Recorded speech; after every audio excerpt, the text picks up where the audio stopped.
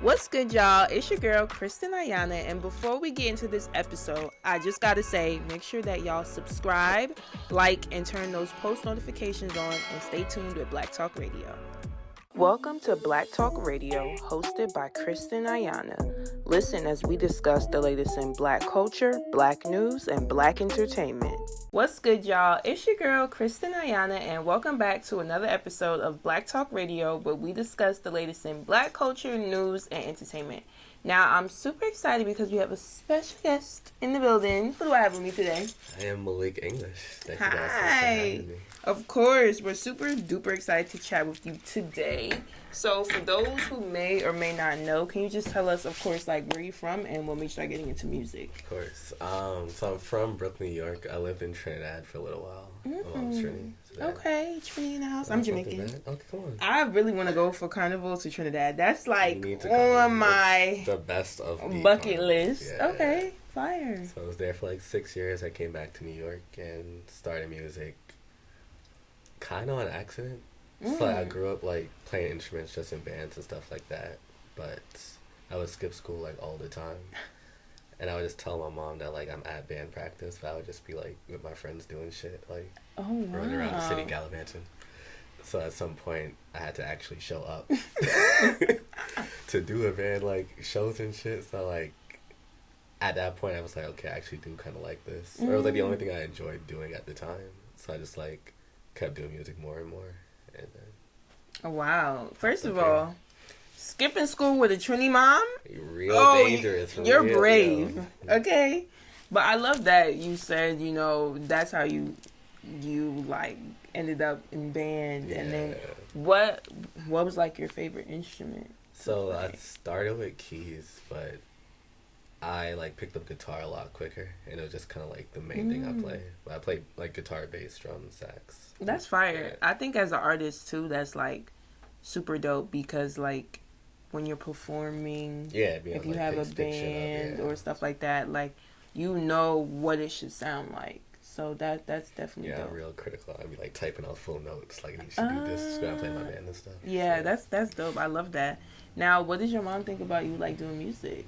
So she has like up to now, I don't think she gets it for real yet. But like we pretty much just didn't talk about it until I was going to go to school for music, and then that was like a little like tiff. But I ended up getting to NYU for music and like got like a huge scholarship, so I was able to fund it myself. Oh, that's amazing. Yeah. And then I was in. It's like she was like pretty much just like not on board for the first half. What did she want you to study? Like medicine or some shit. But I'm just like, me as a doctor is crazy, bro. Like, me and math don't go together, and me and science don't go together. We will lose people, bro. Literally, like y'all want me to be a doctor, population will be decreasing. But I think like 2019, 2020, I was featured in Beyonce's Black is King film. So like, which I also so she like. That's when like the WhatsApp chat started going crazy, and it was like my son, and I'm like, alright, you see me? Wow, that's fire. What was it like being in that video? It was really cool. I think like, cause at the time I didn't know what it was for, and I was showing up. Like someone had just hit, cause I was like modeling a lot at the time. So someone had just hit me like, can you come to this location at this time? And I'm like, alright, whatever. I was like an RA or something at the time, so I was just like, I'm really not doing anything anyway. So I pulled up. There's like an NDA in front of me. I signed it. It said Parkwood on it, so I assumed it was like a Chloe and Halle thing at the time. Cause that was like when they started like really researching and stuff.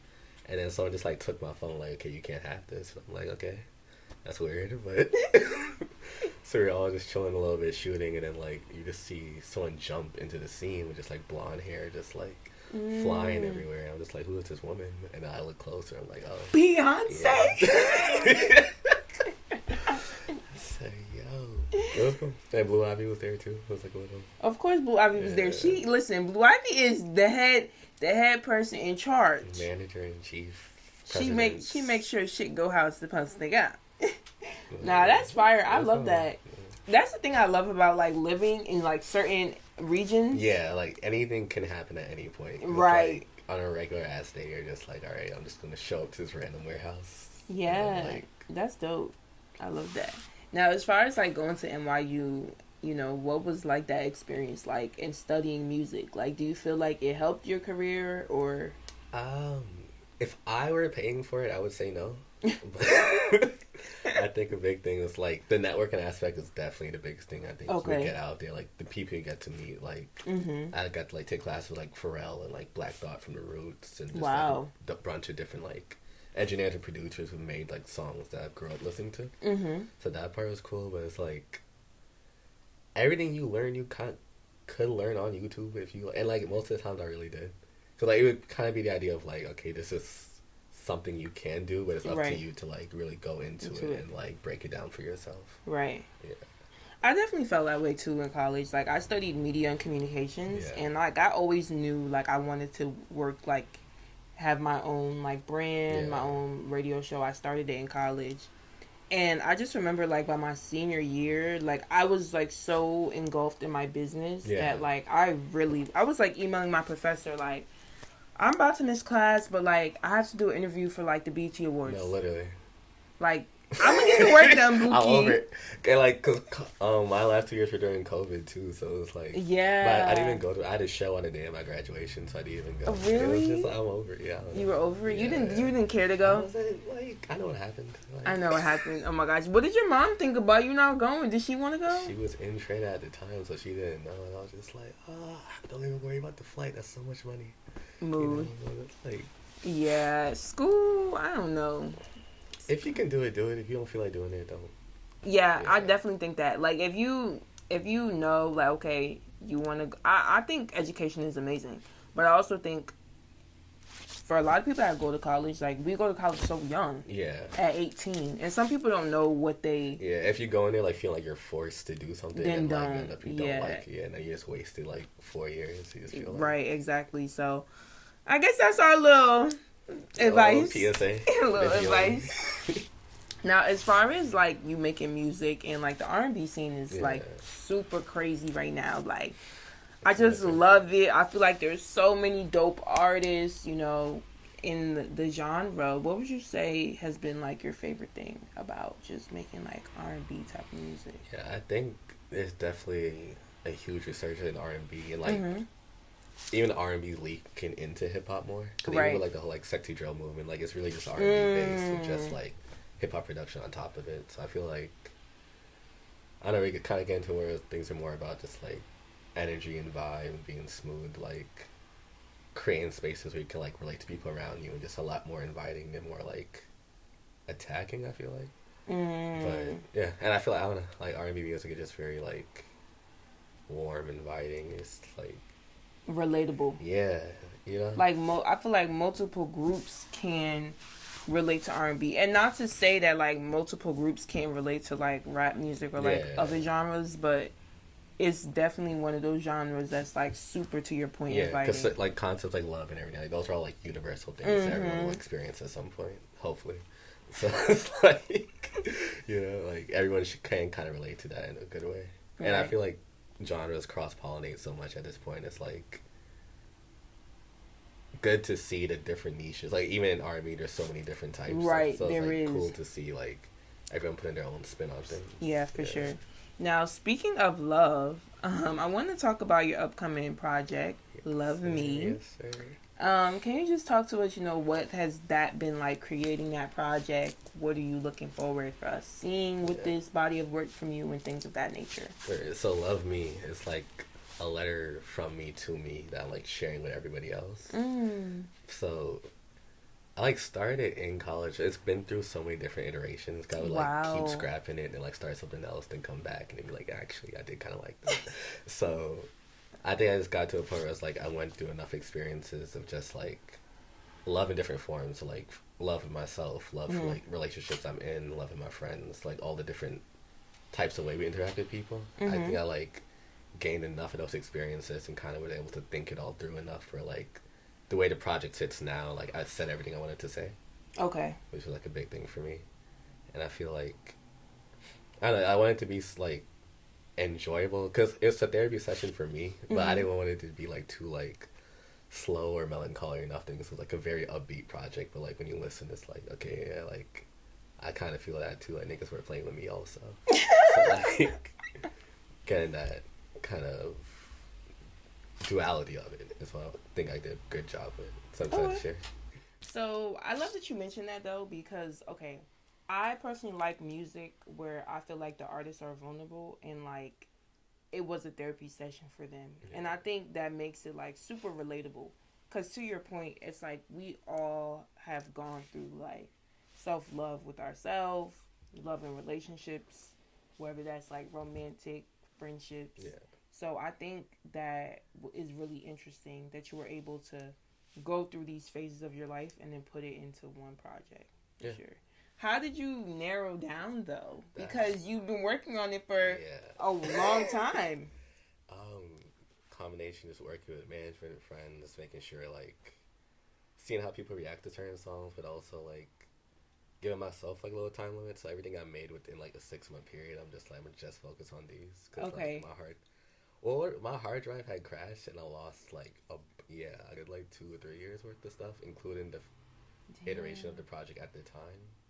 Which like now like whatever, so I was able to remake it, but like at the time I was just like damn like this is the end of me. Like, did you cry? I would be so sad. So close to it, bro. I was really just sitting here like damn, like this is my real life. But I don't know, it gave me a little bit of time to kind of refocus, and like a lot of songs I made during that process were like some of my favorite ones at the time. Okay. So like Blessing in Disguise. Yeah, something like that. Like, you know. It's crazy because I remember Lady London. Yeah. She shared something like that. I think like when she released one of her projects, she said she had so much like music on a hard drive and she lost it. Yeah, it was like, and I produced for other people too, so like I'm looking at other people's songs. Like, it was damn. It was pressure. So back up your shit. Yeah. Extra hard drives. Extra hard drives, all that. Yeah. Now, as far as you're producing for other people, that's interesting. What is that like for you? It's like most of the time pretty calm. Like it feels the same as making stuff for myself. I would just make stuff that I want to hear. That like. Mm-hmm. If artists like I like listen to a bit of their music too to kind of see like what type of vibe they're on. Yeah. And I'm just like I think they would sound cool on this. Mm-hmm. And most of the times that works unless it's like a super particular artist and it's like alright cool we need like this synth in that place and like we need to have like this hi-hat. I'm like alright bro. Yeah, you know sometimes people like can get real particular. Yeah. But it's cool when people know what they want exactly. Like that definitely does speed up the process a lot. Okay, yeah, for sure. Now, as far as, like, being in the studio, what is your experience like? Because some artists, they need to have, like, the liquor on deck. Some people got to have, like, the whole gang in the spot. So what would you say is it like for you? I'm also really interested in this because specifically with your project, I know you started so early on. So would you say how you are in the studio now is different from how you were in the past? Like, I'm just curious. So if I'm just like producing, I'll definitely have people like not even like to ask them like what they think at the time, just chilling in the back, and then it's like you glance back, see like see what they doing. Okay. So you're like oh shit, and you're like all right cool, you're going the right direction. But like once I'm writing and recording, it's usually just me because like I don't know, I feel like it's just my whole writing process. Like I'm not like really writing stuff out. I'm really just mumbling to myself a lot of the times. Okay. And, like seeing like what sounds good, but I know like. That was just gonna sound weird to other people, and it's just like super silent. Cause it's just me in my head, like. So I just like this wouldn't even be fun for y'all to be around. This wouldn't even be fun. It's really just me like getting all my thoughts out, and then once I like can't finish recording, then I can like people come while I'm mixing or something, or just like, feel out the vibe. Yeah, that makes sense. I watched the video with Nicki Minaj, and she was writing. And that's how she started too. Like it was like, like she would get like the flow. Yeah, they like get the flow, and then she would go back and like add the lyrics. So that's interesting. I like that. I also feel like with the type of music that you make, like it's vulnerable. So like, I need everybody in here. There's someone in the band like, who are you talking about? It's like, yo, mind your business right like, now, right? This is not that type of party. So speaking of like just people being in the studio with you, things of that nature, I want to talk about your upcoming single, Best Friends. It's dropping very soon. October 2nd. We're excited. What was it like writing that song? So that was one of the first songs I made once I started like restarting the process. Yeah. And it was like definitely one of the quickest songs made too. Like, it was really just like 10 minutes run, like start to finish.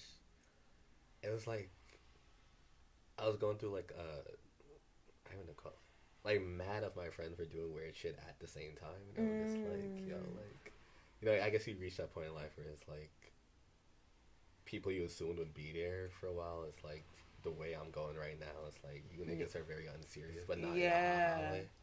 So it's like I get growing pains, I guess, kind of like reaching different parts. Where like, all right, like different friend groups, different circles. Like I want to be around people that are like doing their thing, challenging me in different ways to move further. Like not people that are stuck in the same like and not moving. No motion, bro. Like it should get.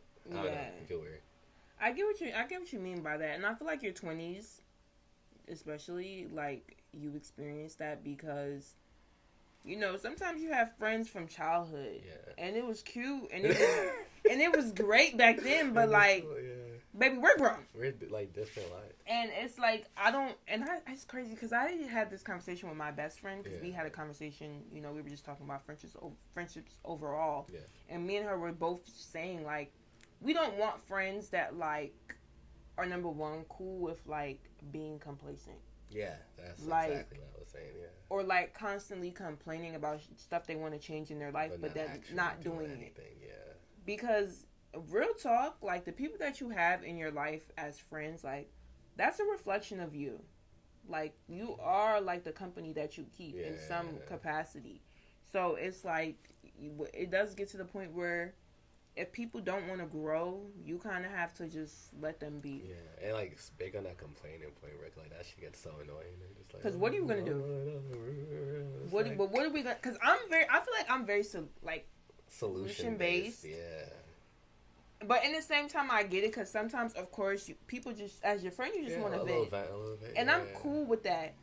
But baby girl, after 5, 6, 7, 8, like what are we gonna do to change this? Yeah, like, actionable plan, something, to-do list, like. Yeah, definitely. So, I love that. I'm excited for that song to drop, and I think a lot of people can relate. Listen. Okay. It's a weird ass time right now, but we pushing through. What's your zodiac sign? What do you think it is? I feel like you're calm. Like, I don't know. I want to say, like, Aries. I am a fire sign. I'm a Leo. Ah, okay. Yeah. I'm a Sag. Oh, shit. Big fire energy. It's almost our season. Yeah. Are you November or December? December 10th. All right. Yeah. Leos, they say that y'all are self-centered. That's what they say about y'all. But I don't know. I don't have like a Leo friends that I'm really close with to know like the real like inner like the inner workings of Leo. Like there's Leos I'm cool with and stuff, but no one that I'm super close with is a Leo. But yeah, they be saying that they be dragging y'all on Twitter. We're like very persecuted, you know. Like, it's tough, but they drag Sagittarius. They be like Sagittarius. Sagittarius are crazy. Like, we're crazy. Yeah. Why you think we're crazy? Like, what we be doing? Half these songs are like from about Sagittarius side. Wow, clock that tick. Spooky time. The November ones are worse, I'd say. Okay, they say that. They call us Sagittarius. Okay, what are the things? What are the things you think Sagittarius need to work on? I feel like y'all. We got another Sag here, and she's very much giving side eye. I don't know. We ready. What's wrong with this Sag? Y'all are like very fiery, very. I feel like when y'all find y'all person, y'all are just like. Yeah, like this nigga not leaving, but like we'll go to the very extremes or just very.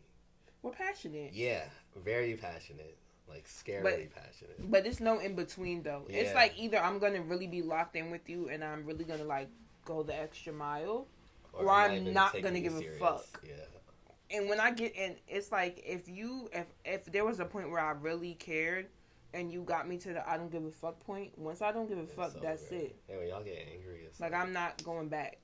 Like I'm not. Like once I'm done, I'm done. Clipped, like, yeah. So I feel like we're pretty black and white in that aspect for sure. But I don't know about the we grays. need some grays in this world, you know, like a little middle ground, like. But why? I don't know. The gray area gets messy. Like I'm very like. So is this or what's the word? What's straight line? Yeah. But shout out to the Sagittarius and all the Leos because you know big fire energy. You make it work. We all living in harmony. Okay. Now I want to. I always like to ask my artists, you know, as far as like management and things of that nature. Like, do you have a management team? How did you connect with them, and like how has that impacted your career? Yeah, for sure. So I'm managed by XVI Media. We have Kenzie over here. Yes, the biggest Sag. Ken B manager. Siobhan B. Joe. So the whole team, I met them at a writing camp for a different artist that I worked with. Yeah. Fire. So it was like just sending the songs back and forth, and I was like exiting the management thing that was going on at the time. So they pretty much just like caught me and like picked me up like Simba. You know? So cute. Get to where I needed to be, and it's been really cool. I just getting to meet a lot of different artists. I think it's been cool too, like me just working as like an instrumentalist producer. Like I know I've been meeting a lot of artists already, and then like seeing that like all y'all niggas already know each other. Like New York is so small. Oh like, yeah, that's true. like I'll go to like a concert or something. I saw like Dizzy at a Dizzy Banco at a concert. Yeah, shout out to Dizzy, he's bro. fire. Like this world is like New York at least is so small, but being able to like see the artist community like firsthand is like really dope. Yeah, I love that, and I think community is really important in music. I think it's a crazy industry. Yeah. So once you have like that support and just the group of people that you know, like okay, I could trust them. Yeah. And like we see the vision. Right. Like, that's super important, and I love that. So shout out to them, and I'm glad that y'all connected for sure. And my final question. If you could leave your supporters with one thing to remember about you, what would it be and why? I think it would be that I did what I wanted for the most part. I think a big thing for me, I want to encourage people to like do the things they want to do, and to not be nervous about doing it, or like not be so scared you don't do it. I think that kind of we were talking about earlier, how like from young you have like any like parental pressure, like okay you should do this or you should do that, or then like going up you have people like okay that's unrealistic, or like you probably can't do that, like that's not gonna happen. It's like especially if you're in like an inner city, and even if you're not, like your life can change so quick. Like one quick little opportunity, you go into this one thing, you meet that one person, they connect you like to where you need to be. So like put yourself out there, just like do what you feel like doing, and then like the universe will come back to you. I love that, and I definitely think a lot of people can relate to that. I think it's just like so important to like take those risks and do what makes you happy, because we only have one life. And I always say the worst thing that could happen is you can hear a no. And once you hear a no, then what's the worst thing that you could happen after that? Another no. But just keep going until you get somebody is gonna give you that yes for sure. So you don't want to be like 70, like oh I wish I did that. Right. Like be free, take risks, live life. Be young, lit, and turn while you can. Period. Well, I just want to thank you so much for chatting with me. I really enjoyed our conversation, and of course, we're wishing you nothing but the best. Thank you guys so much for having me. It was fun.